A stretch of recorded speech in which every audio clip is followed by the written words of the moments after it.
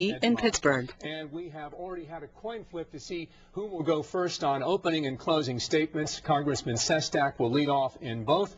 The answers and the closing and openings will be 1 minute for the questions. All the questions will come from me as well as from WPXI TV's Facebook page. We also sent out a camera in downtown Pittsburgh this week and got some videotape questions from you, the Pittsburghers, and those of you who will be voting coming up in just 11 days. Let's get things started by a coin flip. As I said, we begin with Congressman Joe Sestak. Sir. David, thank you, and NBC, thanks for tonight's debate. We know the challenges to our state and this nation, and tonight we have two men who have been shaped by different experiences in life, have different set of values on how to approach those challenges.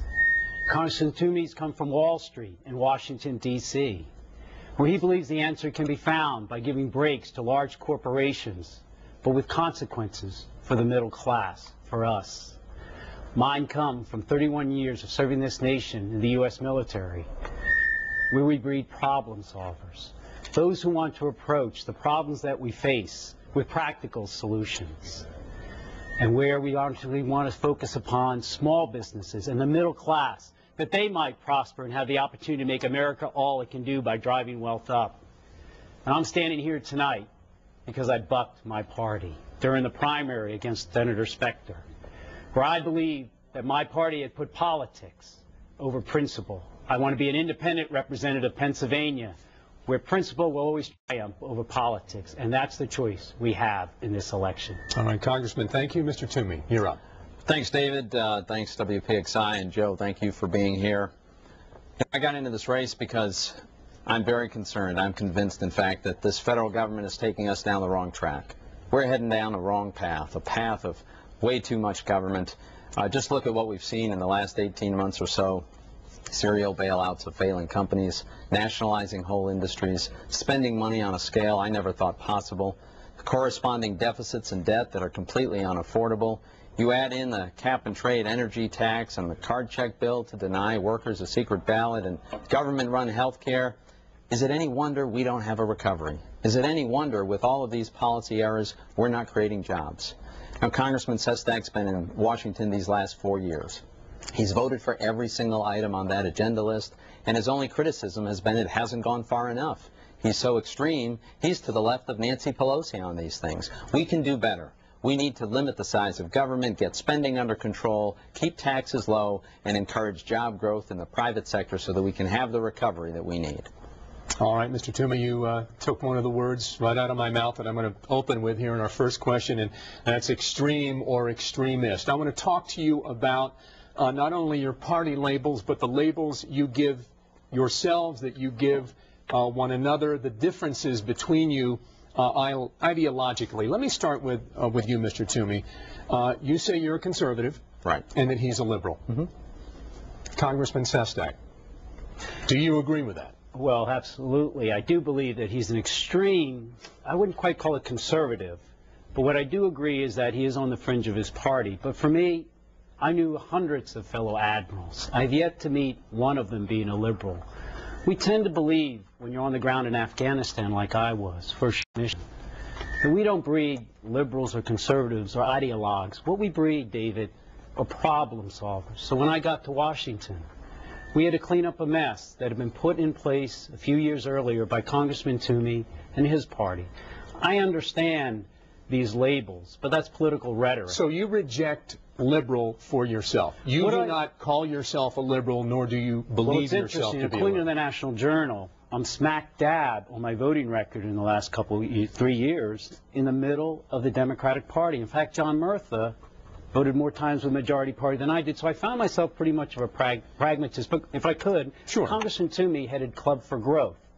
When he was a lobbyist for that Wall Street-founded firm, he led personal attack ads against moderate Republicans trying to kick out of his own party those who were mainstream. So if you can't work with those in your own parties, led personal attack ads against Senator Chafee and Susan Collins, how can you work with the rest of us? Because that Senate isn't working together. I'm going to give you a chance in just a second. Moderate, progressive, mainstream. And the independent. Is liberal a bad word? No, but when my record's smack dab we in the both middle get of to the speak? party, well, You will. that Okay, means, all right. and remember, Okay. I had to stand up to that Okay, party to all right. get here tonight. Go ahead, sir. The only time Joe has stood up to his party was to promote his own personal political career. If you look at the actual record, it might be that Joe is certainly the most liberal admiral, maybe the only one. During the primary campaign, he was quite happy to describe himself as a progressive. Now, that's the euphemism that liberals use to describe their liberalism, because they know most Americans and most Pennsylvanians don't share their liberal views. The fact is, last year, Joe Sestak voted with Nancy Pelosi 100% of the time on everything. And he's accepted this entire agenda, every item that I went through, every item that President Obama and Nancy Pelosi have wanted. His only criticism has been that they don't go far enough. He voted for the stimulus bill, over $800 billion of money we don't have. And his criticism was it should have been $1 trillion. He voted for every single bailout. Even after a majority of the members of the House were voting to finally end TARP, not Joe. He was voting to keep it going. And that wasn't enough. He introduced his own bailout bill, a bill that would force taxpayers to bail out underwater mortgages, on cap and trade, legislation that would be devastating to western Pennsylvania, ruinous to Pennsylvania in general, but particularly devastating to western Pennsylvania.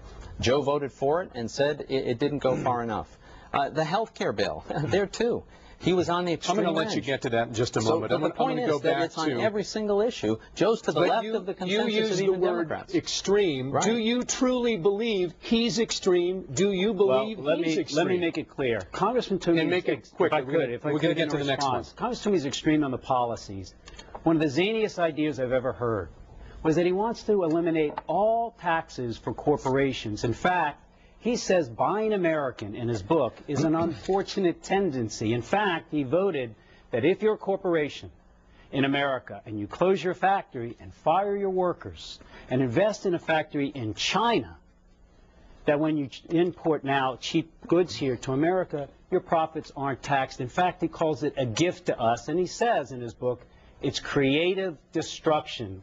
Hundreds of jobs, thousands of jobs will be lost, but they'll find jobs otherwise. So it's extreme policies that I'm concerned about. So that's a yes to extreme. And you believe he's extreme? Well, there's no question. I mean, Joe is well to the left of Nancy. Extreme's an extreme word. Well, and it's consciously chosen because it's appropriate. First of all, I'd recommend people buy my book, not the least of which is because I'd like to have the royalties. But you'd also find out what's really in it instead of what Joe says about it. It's called The Road to Prosperity. And it does talk about how limited government and economic freedom create prosperity. Now, on taxes, Joe knows very well because I've written articles about this. It's on my website. I think we should lower the top corporate tax rate from the 35% we have today, which happens to be the second highest in the entire industrial world, second only to Japan, and they're in the process of lowering theirs. I think we ought to lower ours to 25%, because then we'd be able to compete better with our trading partners and other countries. And if we don't do this, if we go down the road that Joe prefers, which is to raise taxes on our businesses, then America becomes a less competitive place, a place where people won't want to headquarter their business. We'll lose a lot of jobs when companies go overseas. Okay, let's talk about the stimulus and whether you think it's working. Mr. Toomey, I'll start with you. I think I know the answer, but why do you think it's not working? And it's only been a few months. Isn't it not enough time? No, it's been much more.